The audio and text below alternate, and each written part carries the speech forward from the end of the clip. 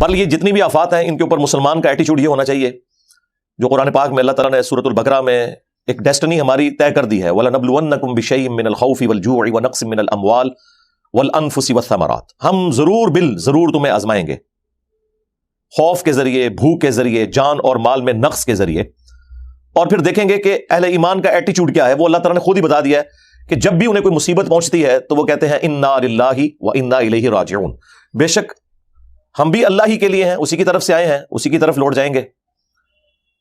تو یہ جو اب مصیبت آئی ہے اس کا بھی اینڈ ہو جانا ہے، یعنی دنیا میں ہر چیز کو موت ہے، مصیبت کو بھی تو موت ہے نا، ایٹ لیسٹ مصیبت کو اس دن تو موت آ جانی ہے جس دن انسان خود مر جائے گا۔ اگر کوئی شخص کسی لا علاج مرض کے اندر مبتلا ہے، کینسر کے مرض کے اندر مبتلا ہے،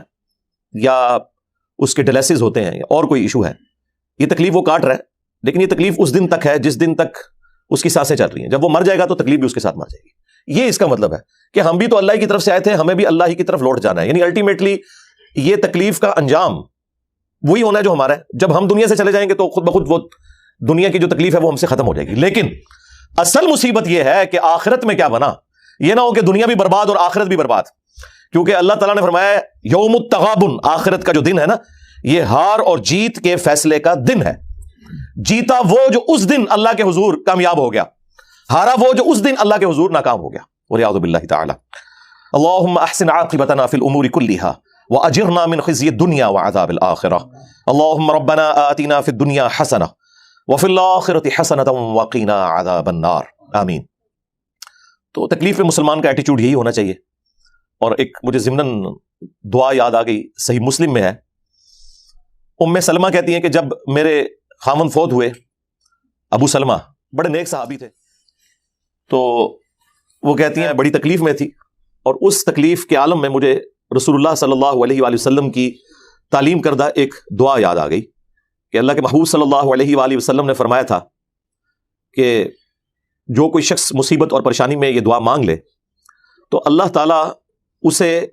اس غم میں بہتر نعم البدل عطا فرما دیتا ہے۔ دعا کے الفاظ بھی اسی طرح ہیں، انا للہ و انا الیہ راجعون، یہ تو وہی حصہ ہو گیا جو سورۃ البقرہ میں آیا۔ اس کے بعد اگلے الفاظ ہیں اللہم اجرنی فی مصیبتی و اخلف لی خیرا منہا، یہ جھٹکے سے پڑھنا ہے، اللہم اجرنی، کیونکہ آگے حمزہ آ رہا ہے تو میم کو جھٹکے سے پڑھنا ہے، فی مصیبتی و اخلف لی خیرا منہا، اے اللہ اس مصیبت میں مجھے اجر عطا فرما اور مجھے اس سے بہتر نعم البدل عطا فرما دے۔ ظاہر ہے اللہ تعالیٰ تو نعم البدل عطا فرما سکتا ہے۔ تو وہ کہتی ہیں کہ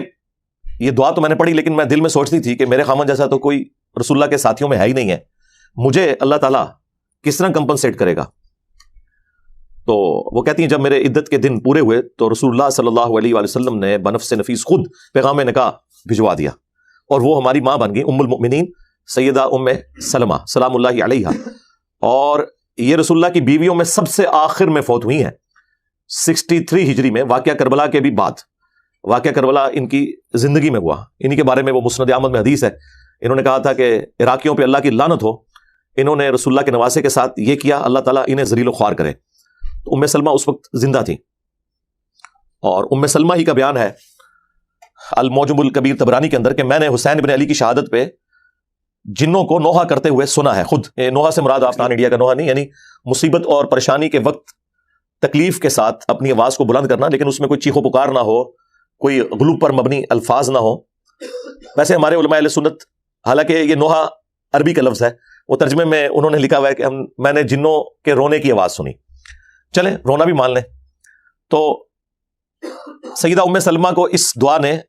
نفع پہنچایا۔ اس دعا کو میں نے ڈکلیئر کیا ہے کہ مصیبت کی خبر کو خوشی میں بدلنے والی دعا ہے۔ یہ ظاہر ہے کہ اس وقت تو انسان محسوس کرتا ہے نا، وہ تو سورۃ البقرہ میں اللہ تعالیٰ نے فرمایا کہ قریب ہے کہ جس چیز سے تم کراہت کرتے ہو اس میں تمہارے لیے خیر چھپی ہوئی ہے، اور قریب ہے کہ جس چیز سے تم محبت کرتے ہو اس کے اندر تمہارے لیے شر چھپا ہوا ہے۔ اللہ جانتا ہے اور تم نہیں جانتے۔ یہ اسپیسیفکلی تو جہاد اور قتال کے کانٹیکسٹ میں تھی، لیکن یہ جنرل رول ہے کہ بعض اوقات انسان کو وقتی طور پہ کوئی ایک بڑا صدمہ پہنچتا ہے، لیکن الٹیمیٹلی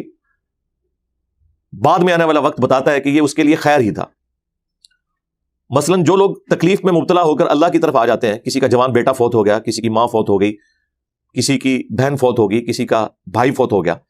اس کے بعد وہ اللہ کو سیریس لینا شروع کر دے اور اپنی آخرت بنا لے، تو بظاہر جو وہ تکلیف تھی اس کے لیے ہمیشہ کی کامیابیوں کی نوید بن کے آ گئی.